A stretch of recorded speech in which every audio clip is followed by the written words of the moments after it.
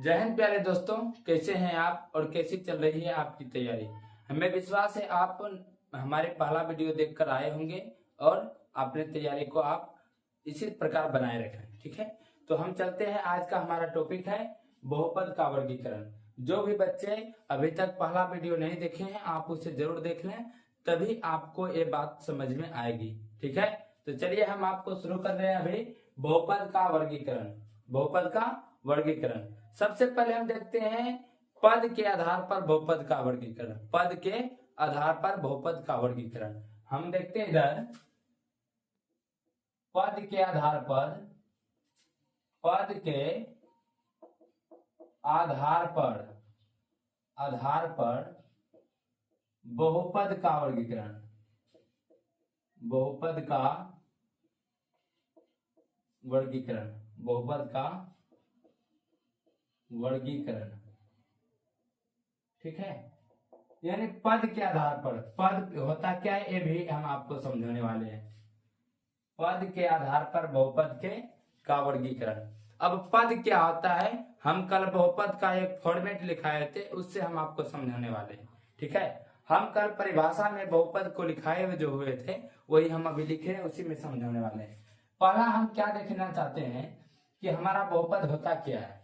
हम कल बहुपद का एक फॉर्मेट लिखाए थे, a0x0 plus a1x1 plus a2x⁴ plus dot dot dot an(x⁴n). ठीक है, ये हम लिखाए हुए थे कल आपको। इसी में हमें पद को ढूंढना है। किसको ढूंढना है? पद। पद के कैसे हम पद को पहचानेंगे, चलिए हम देखते हैं। हम जो ये आपको देख रहे हैं, ये वाला जो सिस्टम है आपका, ये सभी हमारा पद है। ये क्या है? पद है। जैसे a0x⁴0 ये हमारा पद, एक पद हुआ। a1x⁴1 ये दो पद हुआ। और a2x⁴2 ये हमारा तीन पद हुआ। और डॉट डॉट डॉट अगर चलते हैं, an(x⁴n) ये हमारा n पद हुआ, nवां पद हुआ। ठीक है, तो चलिए हम थोड़ा एग्जांपल में समझते हैं कि एग्जांपल में हम पद को कैसे पहचानेंगे, बहुपद का एक पद को कैसे पहचानेंगे। ठीक है, तो जैसे हम उदाहरण ले रहे हैं, अभी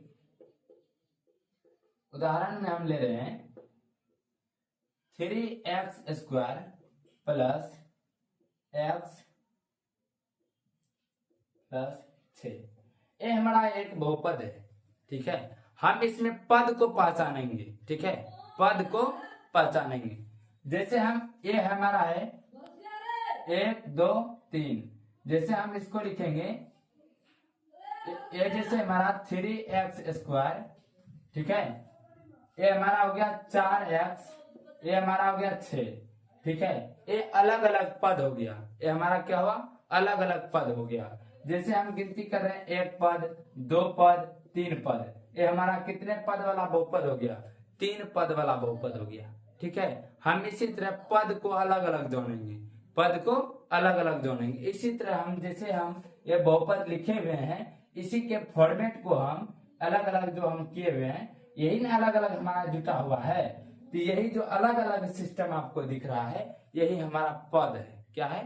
पद है। ठीक है, पद के आधार पर बहुपद का वर्गीकरण। ठीक है, पहला हमारा है शून्य पदी बहुपद। क्या है? शून्य पदी बहुपद। ठीक है, पहला हमारा है शून्य पदी बहुपद। शून्य पदी बहुपद, शून्य पदी बहुपद। ठीक है, शून्य पदी बहुपद हमें इसको देखना है। ठीक है, शून्य पदी बहुपद यानी ऐसा बहुपद जिनका शून्य पदी बहुपद, हाँ, ऐसा बहुपद जिनका पद शून्य हो, उसको हम शून्य पदी बहुपद बोलते हैं। जैसे हम शून्य पदी का उदाहरण हम देखना चाहते हैं। जैसे हमारा ये हमारा हो गया 0x⁴0, ये हमारा 0 ही होगा ना। ये 0 हमारा शून्य पदी बहुपद है। 0 हमारा कितना पदी बहुपद है?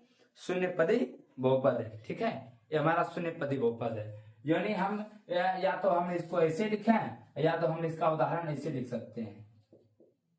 उदाहरण का अगर हम बात करते हैं, हम इसको ऐसे लिख सकते हैं 0x पर पावर 0 प्लस 0x पर पावर 1 प्लस 0x पर पावर 2। ठीक है, तो इसको बहुपद बनाने के लिए हम इसको ऐसे लिख रहे हैं 0x पर पावर n। ठीक है, तो ये हमारा शून्य पदी बहुपद है। कौन सा है?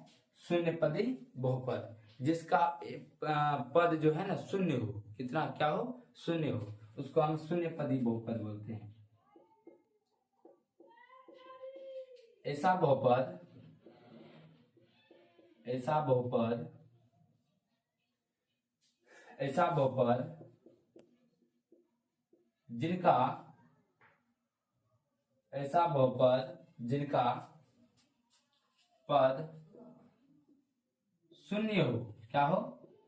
शून्य हो, शून्य हो, या पद कहिए या इसका मान कहिए, जिनका मान शून्य हो उसको शून्य पदी बहुपद बोलते हैं। ठीक है, ऐसा बहुपद जिनका पद शून्य हो शून्य पदी बहुपद कहलाता है। क्या कहलाता है? शून्य पदी बहुपद कहलाता है। शून्य पदी बहुपद कहलाता है,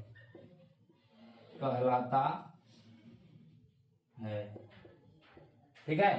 तो जैसे हम यहाँ पर उदाहरण में 0 लेते हैं, 0 हमारा शून्य पदी बहुपद है। शून्य हमारा क्या है? शून्य पदी बहुपद। आप लोग पहले इतना को आप नोट डाउन करेंगे, उसके बाद हम आगे अगले पद की चर्चा करेंगे। ठीक है, आप इतना दूर तक पहले नोट कीजिए या स्क्रीनशॉट लीजिए।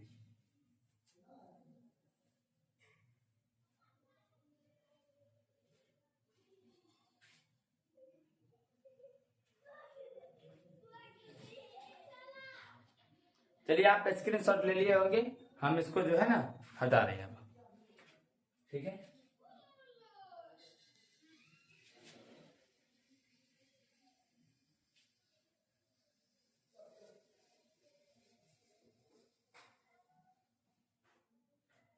अब चलते हैं, हमारा शून्य पदी बहुपद खत्म हुआ। अब चलते हैं एक पदी बहुपद। एक पदी बहुपद, दूसरा हमारा एक पदी बहुपद। एक पदी बहुपद।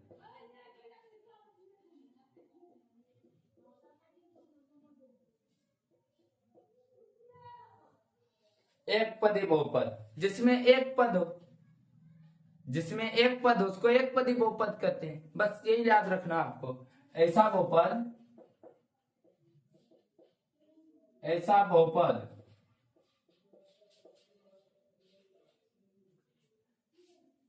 जिनका पद केवल एक हो,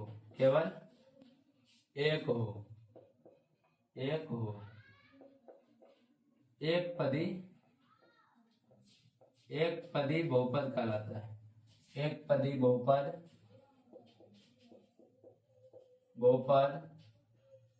कहलाता है। एक पदी बहुपद कहलाता है। अब इसमें एक पदी में हम पहचानेंगे कैसे बहुपद में, तो उदाहरण आपको जानना जरूरी है। जैसे हम उदाहरण लिख रहे हैं, उदाहरण है हमारा x, ये हमारा कितने पदी बहुपद? एक पदी बहुपद। ठीक है, कितने पदी बहुपद? एक पदी बहुपद। इसके बाद x पर पावर 3 एक पदी बहुपद। √2 x पर पावर 6, ये √2 जो दिए हुए हैं ना दोस्तों, आप एक बात ध्यान रखिएगा, ये √2 आपका हो सकता है। हम कल बहुपद वाला में बताए हुए थे कि गुणांक में हमारा वो परिमेय संख्या हो सकता है, लेकिन उसके पावर में वो परिमेय संख्या नहीं हो सकता, यानी उसके घात में वो परिमेय संख्या नहीं हो सकता है। ये हमारा एक पदी बहुपद है। जैसे हम 1/5 y, ये हमारा एक पदी बहुपद है। ठीक है, जैसे हम लिखेंगे 6x पर पावर 6, ये हमारा एक पदी बहुपद है। ठीक है, जैसे हम यहाँ पर लिखेंगे x, क्या बोलते हैं, सॉरी, ये x हम लिखे हुए है ना, यहाँ पर अलग चीज लिख रहे हैं, z एक पदी बहुपद है। ठीक है, अब इसी इत्यादि लिख सकते हैं, इत्यादि। ठीक है, सीधा समझ में ये आना है कि एक पद जो लिखते हैं ना, पहला पद जो भी लिखते हैं, जैसे हम यहाँ पर लिखना शुरू करें 3x, ये हमारा एक पदी बहुपद है, ठीक है। जब तक कि हम इसमें जोड़ करके दूसरा कुछ ना लिखें, जैसे हम दूसरा 3 लिख दिए तो हमको दो पदी बहुपद हो गया। कितने पद वाला? दो पद वाला बहुपद हो गया, ठीक है। यदि हमें एक पदी बहुपद को पहचानना है तो सिर्फ एक पद को देखना है। पहला, इसमें कहीं जोड़ का चिन्ह लगा हुआ है? कहीं लगा हुआ नहीं है, यानी ये हमारा एक पदी बहुपद है। क्या है? एक पदी बहुपद। अब हम चलते हैं दूसरा, तीसरा, द्विपदी बहुपद। द्विपदी बहुपद, द्विपदी बहुपद। या द्विपदी का क्या मतलब है? दो पद हो, जिसमें दो पद हो उसको द्विपदी बहुपद कहते हैं, ठीक है। थोड़ा हम देख लेते हैं उदाहरण। हाँ, दो पद वाले बहुपद को हम क्या कहते हैं? द्विपदी बहुपद। जैसे हमारा इसमें एक पद है, इसमें जो भी चीज हम ऐड करेंगे यानी जोड़ेंगे तो दो पदी बहुपद हो जाएगा, ठीक है। बस ये याद रखना आपको। तो यानी ऐसा बहुपद, ऐसा बहुपद, ऐसा बहुपद जिनका पद दो हो, जिनका पद, यानी तो ऐसे लिखना है, जो दो पदों से मिलकर बना हो। ऐसा बहुपद जो दो पदों से मिलकर बना हो, दो पदों से मिलकर बना हो, दो पदों से मिलकर बना हो,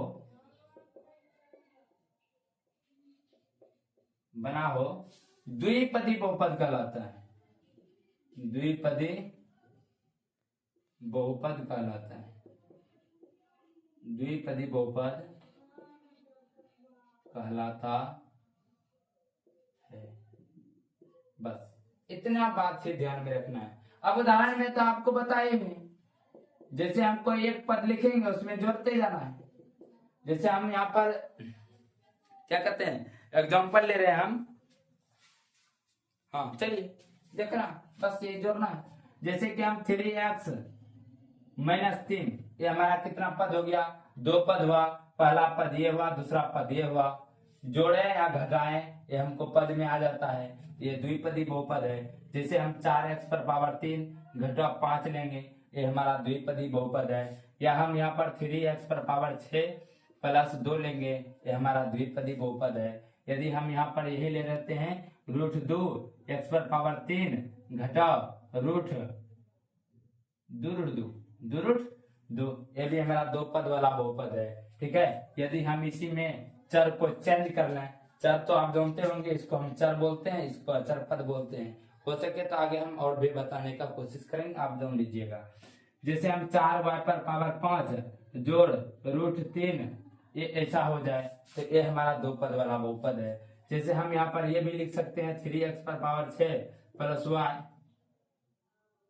प्लस x, ये भी हमारा दो पद वाला बहुपद है, ठीक है। हम ऐसे भी लिख सकते हैं 6y पर पावर 5 प्लस y, ये भी हमारा दो पद वाला बहुपद है। यानी जिसमें भी दो पद आ जाए बस वो कितने पद वाला बहुपद है? दो पद वाला बहुपद है। बस यही याद रखना है। जिसमें भी कितना पद आ जाए? दो पद आ जाए, उसको हम द्विपदी बहुपद बोलते हैं। क्या बोलते हैं? द्विपदी बहुपद बोलते हैं। जिसमें कितना पद आ जाए? दो पद। कितने पद? दो पद। एक पद दो पद, एक पद दो पद, एक पद दो पद। हमारा दो पद आएगा तो उसको हम क्या बोलेंगे? द्विपदी बहुपद। कोई दिक्कत नहीं ना? तो आप इसको नोट डाउन कराएं।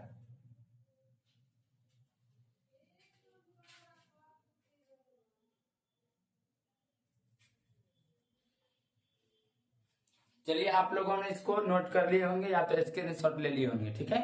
अब हम आगे चलते हैं। द्विपदी बहुपद हो गया, अब हम चलते हैं त्रिपदी बहुपद। किसमें?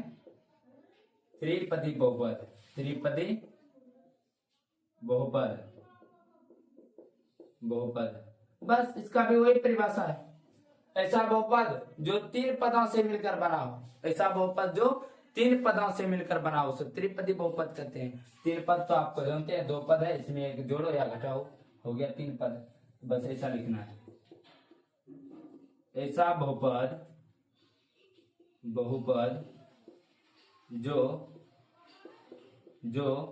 तीन पदों से मिलकर तीन पदों से मिलकर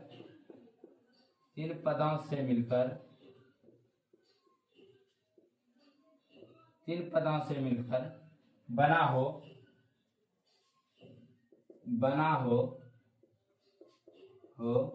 कैसा बहुपद कहलाता है? त्रिपदी बहुपद कहलाता है। त्रिपदी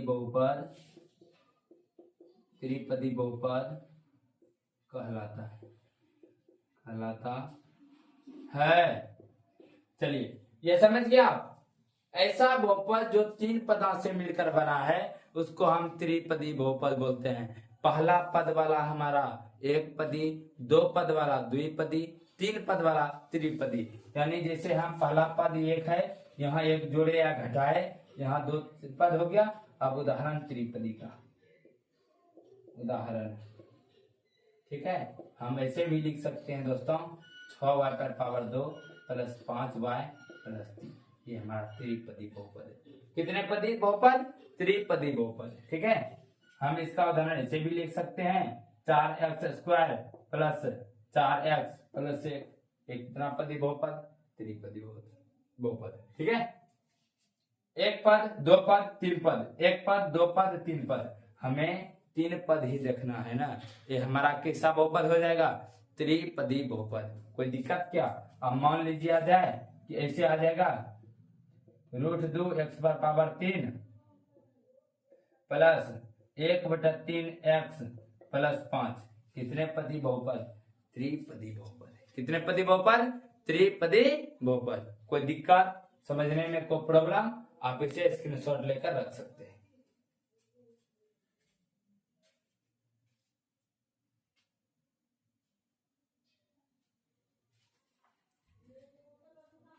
चलिए हम इसको हटा रहे हैं, ठीक है। आगे देखिएगा।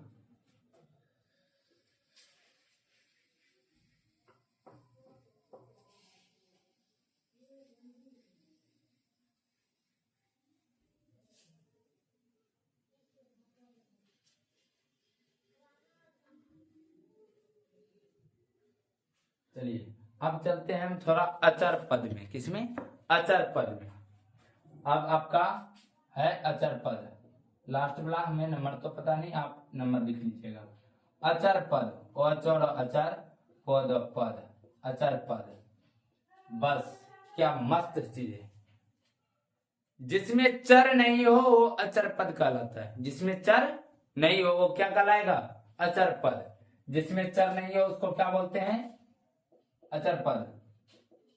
ऐसा बहुपद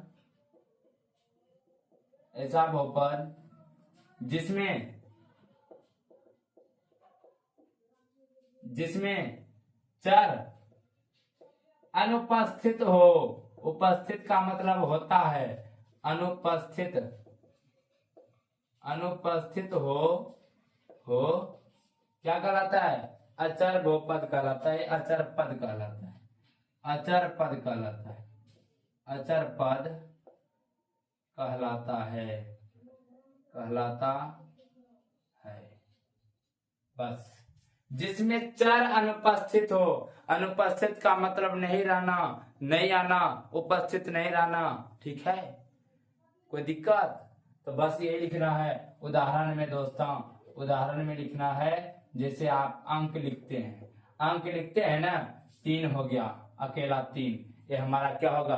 अचर बहुपद। क्या होगा? अचर बहुपद, ठीक है। एग्जाम में आता है, इनमें से कौन सा बहुपद नहीं है, उसमें आपको यदि ऐसा अंक दे देगा तो ये नहीं कि आप इसी को मार के आ जाइएगा। ये हमारा कैसा बहुपद है? अचर बहुपद है या अचर पद है, ठीक है। तो ऐसा आप ध्यान में रखिएगा। जैसे हम 2√2 लिखेंगे, ये हमारा चर है। इसमें क्या चर का मतलब और अचर का मतलब हम आपको अभी थोड़ा सा नोट में लिखा देते हैं, ठीक है। जैसे हम यहाँ पर है 16, ये हमारा इसमें चर है। क्या आप सीधा जान लें, जो हम लिखेंगे अंक में और उसमें एक्स वाई जेड या ABCD का कोई अक्षर ना हो तो उसको हम बोलते हैं अचर पद। उसको हम क्या बोलते हैं? अचर पद, ठीक है। अब देखिए थोड़ा सा इधर, थोड़ा नोट में लिख लीजिएगा इस जगह चर और अचर के बारे में।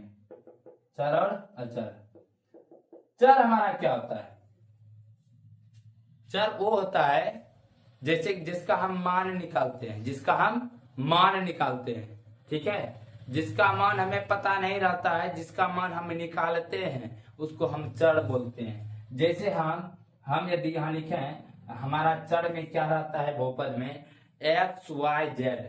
हम ए टू जेड, ए से लेकर ए बी सी डी, ए लिखते हैं ना, ए लिखते हैं ना। ए जो हमारा है ए बी सी डी, ठीक है। ए हमारा ए बी सी डी, ए अचर पद को डिनोट करने में काम आता है। अचर पद को डिनोट करने में काम आता है, इसीलिए ए बी सी डी। पहले यहाँ देख ले, अचर पद देख लेते हैं। हमारा ए बी सी डी, ठीक है, और ई तक हम बात कर लेते हैं। ये सब हमारा अचर पद को दर्शाने में काम आता है। अब हम बताते हैं कैसे इसको, ये भी हम आपको बताएंगे। जैसे चर पद है हमारा, पीछे से एबीसीडी गिनती कीजिए, एक्स वाई जेड, ये हुआ हमारा। चलिए इस 5 को छोड़ करके, इस 5 को छोड़ करके जो भी आपका आएगा इधर से जैसे एक्स वाई जेड, लास्ट वाला हम लिखे है ना 26 लेटर का लास्ट वाला एक्स वाई जेड। बहुपद में लगभग यही यूज होता है, लेकिन इससे पहले वाला हमें टी भी देखने को मिलता है, एस भी देखने को मिलता है, यू भी देखने को लिए मिलता है, और भी देखने के लिए मिलता है, ठीक है। तो आप इतना जानेंगे कि इन 5 को छोड़कर जो भी होता है अपना, ये 5 को छोड़कर वो चर पद है। ए बी सी डी के अक्षर में हम इन 5 को छोड़ करके ये जितने हैं ये सभी हमारा क्या है? चर है। क्या है? चर है। अब जो हम इस A B C D E F को लिख रहे हैं इधर से, हम इसको हम गुणांक के रूप में दर्शाते हैं। क्या करते हैं? दर्शाते हैं। अचर पद को डिनोट करने में काम आता है, ठीक है। उदाहरण में हम लिखा रहे हैं इधर, उदाहरण में देखना आपको। उदाहरण में जैसे हम यहाँ लिख रहे हैं ना 3x + 5, ठीक है। इस x के बगल में जो a है, हम इसको हम क्या करते हैं? डिनोट करते हैं। इसको हम क्या करते हैं? डिनोट करने में काम आता है। a हो गया a, x + b, a = 3, y = b = 5, ठीक है। बस इतना आप इसको ना समझ पाए अभी, लेकिन हम जैसे एक घातीय, द्विघातीय, घात के आधार पर बांटेंगे ना, उसमें आपको क्लियरली पता चल जाएगा, पूरा क्लियर, कन्फर्म, 100% गारंटी बोलते हैं, दिमाग में हटा दूंगा मैं, ठीक है। तो चलिए इस उदाहरण को थोड़ा जो है ना नेगलेक्ट कीजिएगा, ठीक है। आपको पद के आधार पर बहुपद को आप देख चुके हैं, पद के आधार पर बहुपद को आप क्लियरली देख चुके हैं यहां तक, ठीक है, यहां तक। अब हम चलते हैं घात के आधार पर। इनके आधार पर? घात के आधार पर। थोड़ा घात समझ भी लेना, अभी समझ भी लेना है। जैसे हम घात की बात करते हैं ना, यदि हम कोई बहुपद लिखते हैं, इसको हम इंग्लिश में बोलते हैं पावर। क्या बोलते हैं? पावर। थोड़ा हम इंग्लिश को कम लेंगे, थोड़ा आप कोई जगह जगह पे कम आएगा तो हम यूज कर लेंगे, ठीक है, लेकिन आपको ज्यादातर हिंदी याद रखना है। ये जो घात है ना हमारा, जब हम किसी भी बहुपद को लिखते हैं, जैसे 3x² + 5x + 6, तो सबसे पहले हम चर तो जानते हैं। चर तो हमें अभी आपको बताया, यहाँ पर चर x y z हमारा चर है, जिससे हमें x है, इसमें ये हमारा क्या है? एक चर वाला बहुपद है। क्या है? एक चर वाला। ये भी हम आपको आगे बताएंगे, लेकिन अभी आपको ये सीखना है ओनली। घात बता रहे हैं तो घात को सीखना। तो जो चर होता है ना हमारा, ये जो हमारा चर है, इसका सबसे अधिक घात को देखना, सबसे अधिक पावर को देखना। देखिए दोस्तों, यहाँ का पावर 1 है, यहाँ का पावर 2 है, तो 1 बड़ा कि 2 बड़ा? 2 बड़ा ना। 1 बड़ा या 2 बड़ा? 2 बड़ा ना। 2 बड़ा जो है, तो इस बहुपद का घात क्या कहलाएगा? इस बहुपद का घात कहलाएगा। इस बहुपद का घात अगर आपको लिखने बोले, इस बहुपद का घात होगा 2। क्या होगा? 2, ठीक है। तो थोड़ा हम इधर से एक और क्वेश्चन ले रहे हैं हम। जैसे हम यहाँ पर 3y⁵ + 2 लिखे हुए हैं, तो अगर आपको इसमें घात पूछे, बहुपद का घात कितना है, पावर कितने है, तो आपको बताना है इसमें ये 5। इधर तो चर है ना, तो हमको चर का घात देखना होता है ना, बहुपद में चर का घात देखना होता है। तो हमें इसमें चर का घात देखे 5 है, यानी बहुपद का घात कितना हो गया हमारा, बहुपद का घात क्या हो गया, बहुपद का घात क्या हो गया हमारा 5 हुआ। बहुपद का घात बराबर 5। इसमें किसी को प्रॉब्लम नहीं ना। अब हम आगे चलते हैं, आप स्क्रीनशॉट ले लें।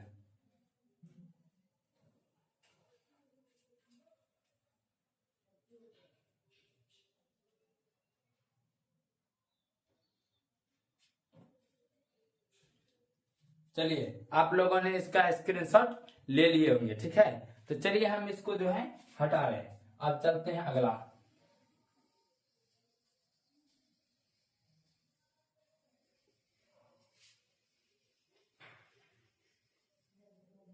चलिए अब हम सीखेंगे घात के आधार पर बहुपद का वर्गीकरण। किनके आधार पर, घात के आधार पर। किनके आधार पर, घात, घात तो घात यानी पावर, इसी को हम इंग्लिश में पावर भी बोलते हैं। घात यानी पावर, POWER, ठीक है।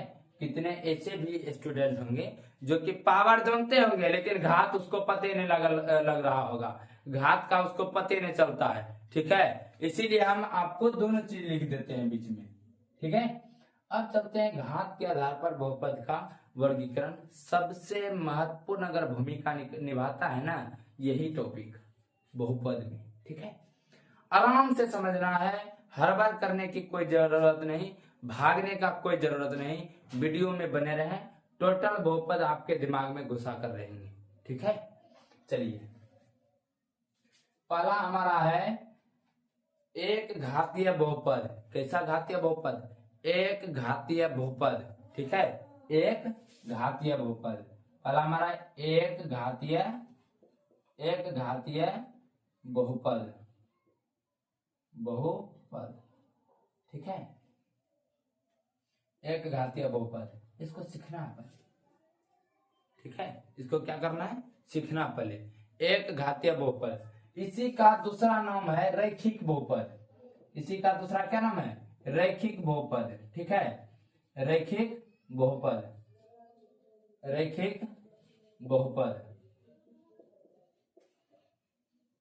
रैखिक बहुपद। आपको एग्जाम में क्वेश्चन आता है इसमें सब, एक घातीय पूछेगा ही नहीं, पूछ देगा रैखिक बहुपद किसे कहते हैं, ठीक है। रैखिक बहुपद का फॉर्मेट बताओ। तो आपको जब भी अभी ऑब्जेक्टिव टाइप क्वेश्चन हो गया है, हमें जब भी क्वेश्चन आता है तो एग्जाम्पल से क्वेश्चन आता है, उदाहरण से क्वेश्चन आता है, इसीलिए उदाहरण सबसे ज्यादा समझने का कोशिश करेंगे आप, ठीक है। रैखिक बहुपद किसको बोलते हैं, एक घातीय बहुपद किसको बोलते हैं, ये दिमाग में लगाना है। जिसका एक घात हो उसको हम क्या बोलेंगे, एक घातीय बहुपद, ठीक है। जिसका घात कितना हो, जिस बहुपद का घात एक होगा उसको हम एक घातीय बहुपद बोलेंगे, ठीक है। तो हम इधर थोड़ा लिख लेते हैं,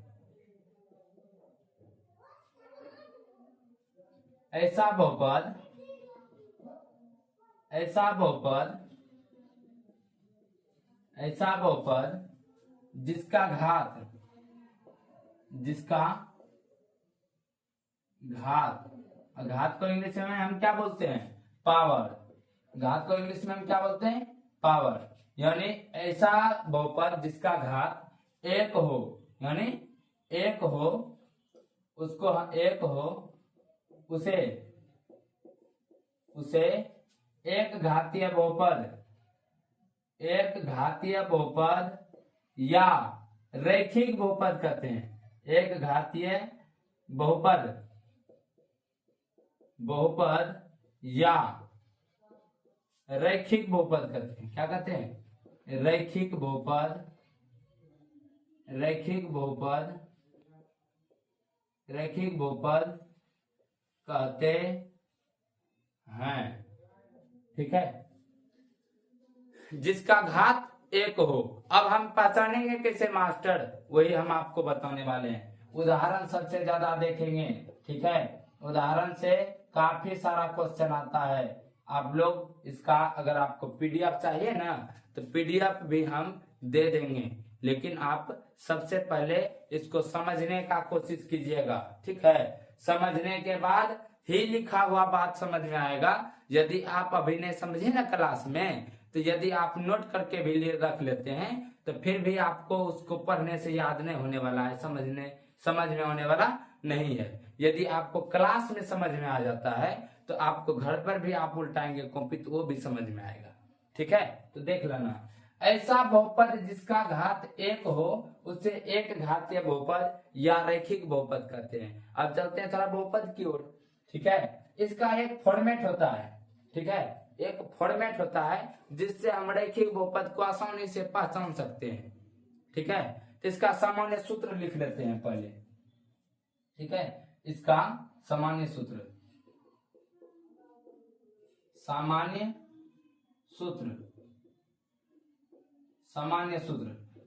सूत्र इसका क्या है? A x plus B. समझ में आया? नहीं आया होगा, हमें विश्वास है, हमें भी समझ में नहीं आता है कभी कभी, इसीलिए हम आपको यहाँ पर पढ़ाने आए हैं और आपको समझाने आए हैं। ठीक है, तो चलिए, इसको हम बोलते हैं अचर। किसको बोलते हैं? इसको ए को हम क्या बोलते हैं? अचर। ये जो हमारा एक्स है इसको हम क्या बोलते हैं? चर। ठीक है, ये बी क्या है? ये भी हमारा अचर है। ठीक है, या तो हम इस अचर के जगह हम इसको ये भी लिख सकते हैं एक्स का गुणांक। क्या बोलते हैं? एक्स का गुणांक। ठीक है, थोड़ा इस पे गौर कीजिएगा दोस्तों। सबसे पहला बात है कि ये आपको समझ में आया या ना आया, उदाहरण पे फोकस कीजिए। किस पे फोकस करना है? उदाहरण पे।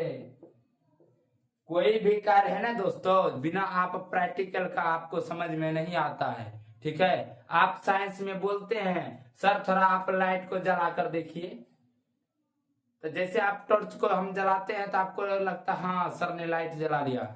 इसीलिए हम आपको बोलते हैं कि आप सबसे ज्यादा फोकस उदाहरण पे कीजिएगा।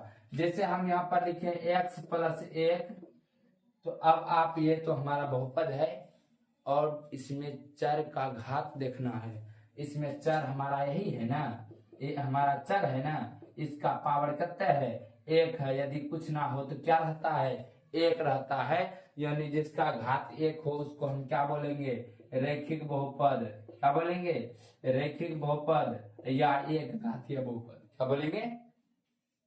रैखिक बहुपद या एक घातीय बहुपद। समझ में आया? अगर आपको पूछ देगा कि रैखिक बहुपद का फॉर्मेट क्या होता है, यानी सामान्य सूत्र क्या होता है, यही हमारा रैखिक बहुपद का सामान्य सूत्र है, ए एक्स प्लस बी।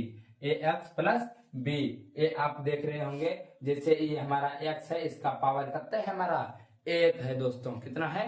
1 है। तो ये हमारा क्या होगा? रैखिक बहुपद। क्या होगा? रैखिक बहुपद या रैखिक बहुपद या इसको या का मतलब क्या होता है? या तो हम इसको रैखिक बहुपद बोलेंगे या तो इसको हम एक घातीय बहुपद बोलेंगे। क्या बोलेंगे? एक घातीय बहुपद। कोई दिक्कत नहीं ना? चलिए आगे बढ़ते हैं। ना समझ में आए ना तो कमेंट भर दीजिएगा सर समझ में नहीं आया, फिर से बस शुरू करेंगे इसको। ठीक है, कोई दिक्कत? वीडियो देख के बोर नहीं होना है, समझना है। तो जिस ऐसा बहुपद जिसके चर का घात 1 हो उसको हम कैसा बहुपद बोलेंगे? एक घातीय बहुपद। ठीक है, एक घातीय बहुपद। हम दूसरा उदाहरण ले रहे हैं 3x प्लस 5। x का घात कितना दोस्तों? 1। कितना है? 1। x का घात कितना? 1। यही गौर कीजिएगा आप लोग। ठीक है, 5x प्लस 9, x का घात कितना? 1। अब उदाहरण ले रहे हैं 3√2 x प्लस 3, इसका घात कितना?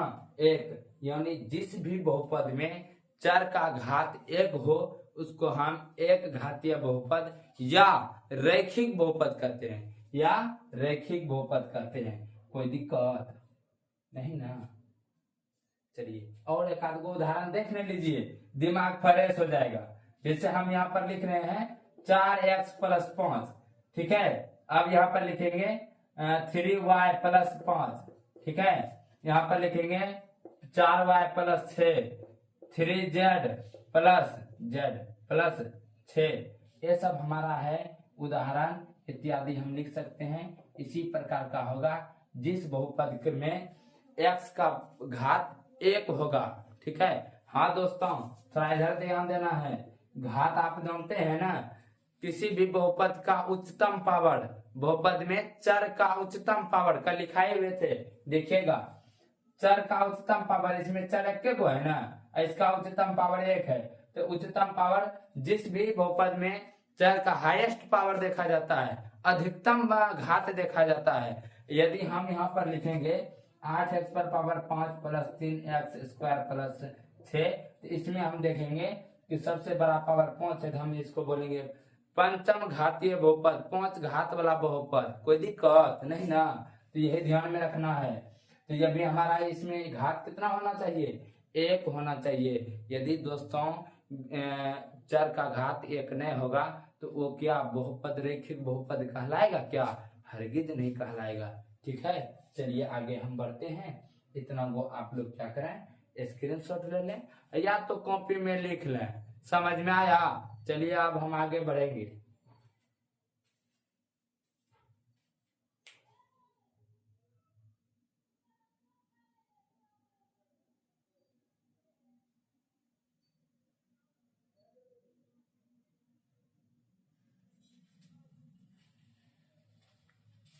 चलिए आप लोग छाप लिए होंगे, थोड़ा हम देख लेते हैं।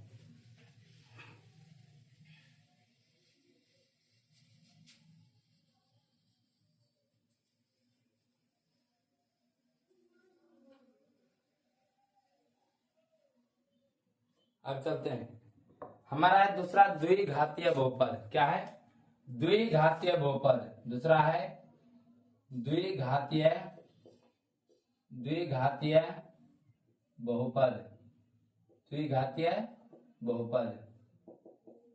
ठीक है, बस ये दिमाग में रखना आपको, जिस भी बहुपद में अधिकतम पावर, अधिकतम घात, जिस भी बहुपद का अधिकतम घात 2 होना चाहिए। कितना होना चाहिए दोस्तों? 2 होना चाहिए, वो द्विघातीय बहुपद कहलाता है। अब चलिए लिखते हैं, ऐसा बहुपद, ऐसा बहुपद जिसका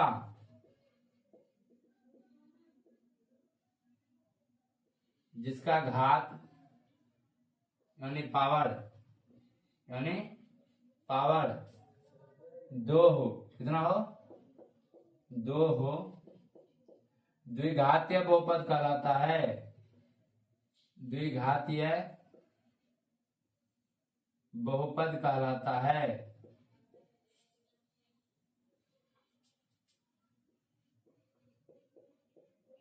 कहलाता है। ठीक है, यानी इसका सामान्य सूत्र, इसका भी सामान्य सूत्र होता है।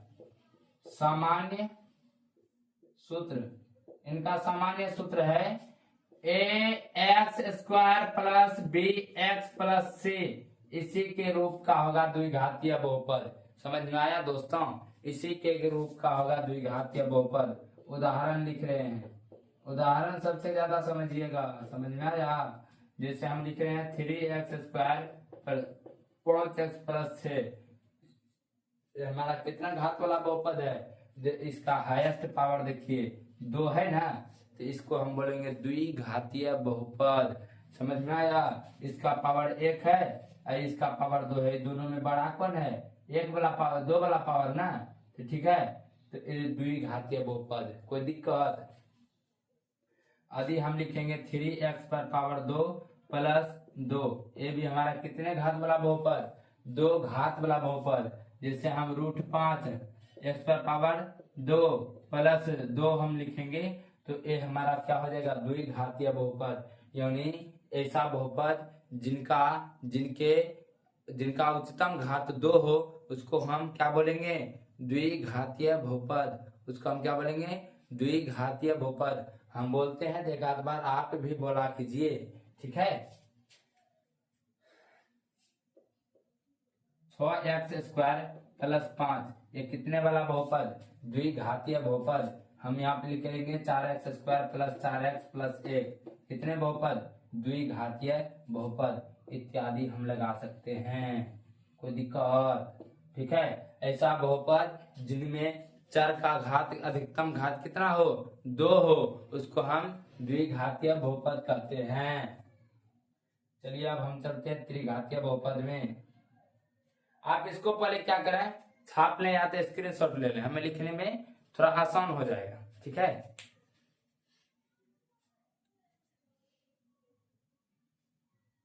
चलिए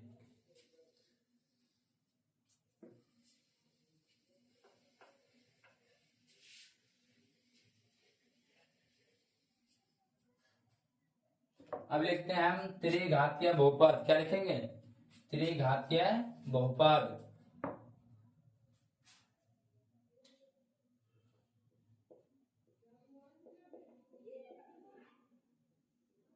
त्रिघातीय बहुपद तो हम लिखेंगे ऐसा बहुपद, ऐसा बहुपद जिनका घात, जिनका घात 3 हो। कितना हो, 3 हो, त्रिघातीय बहुपद कहलाता है। त्रिघातीय बहुपद कहलाता है। क्या कहलाता है, त्रिघातीय बहुपद कहलाता है। त्रिघातीय बहुपद कहलाता है। ठीक है, चलिए उदाहरण में इसका सामान्य सूत्र लिख लो पहले। सामान्य सूत्र, इसका सामान्य सूत्र होता है a x power 3 plus b x square plus c x plus d. ठीक है, ये इसका सामान्य सूत्र होता है। ठीक है, तो इसका उदाहरण एक बार देख लेते हैं।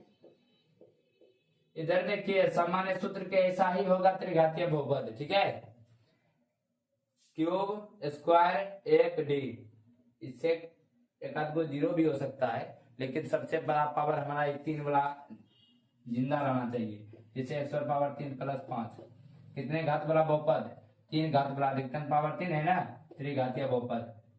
जैसे 3x cube plus 5x square plus 6, ये हमारा कितने घात वाला बहुपद, 3 घात वाला बहुपद इत्यादि हम लिख लेते हैं। ठीक है, आप लोग जान जाइएगा, हमें विश्वास है। चलिए नंबर 3 नंबर में, 4 नंबर में, हाँ त्रिघातीय 3 हुआ ना, 4 नंबर में चतुर्थ घातीय बहुपद। चतुर्थ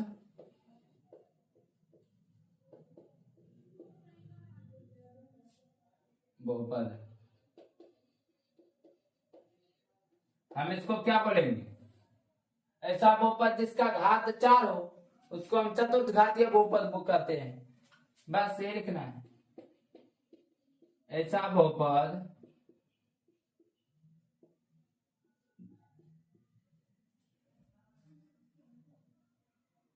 ऐसा बहुपद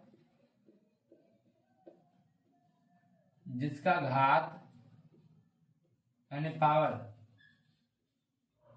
पावर कितना हो, 4 हो। कितना हो, 4 हो, चतुर्थ घातीय बहुपद कहलाता है।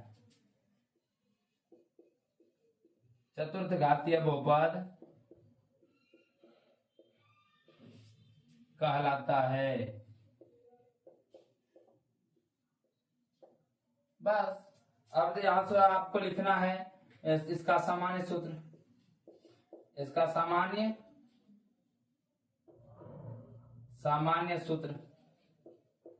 सूत्र अगर आपको लिखना है, a x power 4 plus b x पर power 3 plus c x square plus d x plus k, या ई लिख सकते हैं। ठीक है, ई हम के लिख देते हैं डायरेक्ट के। ठीक है, तो इसको हम क्या बोलेंगे, चतुर्थ घातीय बहुपद। ठीक है, कितने घात वाला बहुपद, चतुर्थ घातीय बहुपद। दोस्तों आपका घात के आधार पर बहुपद इतना ही है आपके क्लास में। ठीक है, बस इतना को ही सीखना है। ज्यादा घात वाला होगा तो ज्यादा घात वाला बहुपद, 5 घात का होगा तो 5 घातीय बहुपद। ठीक है, बस इससे ज्यादा कुछ नहीं है। आप इसको पढ़ें, निश्चिंत होकर पढ़ें, टेंशन फ्री होकर के। एक बार इस वीडियो में समझ में नहीं आया तो 2 बार 3 बार जरूर देखें। ठीक है, जय हिंद जय भारत।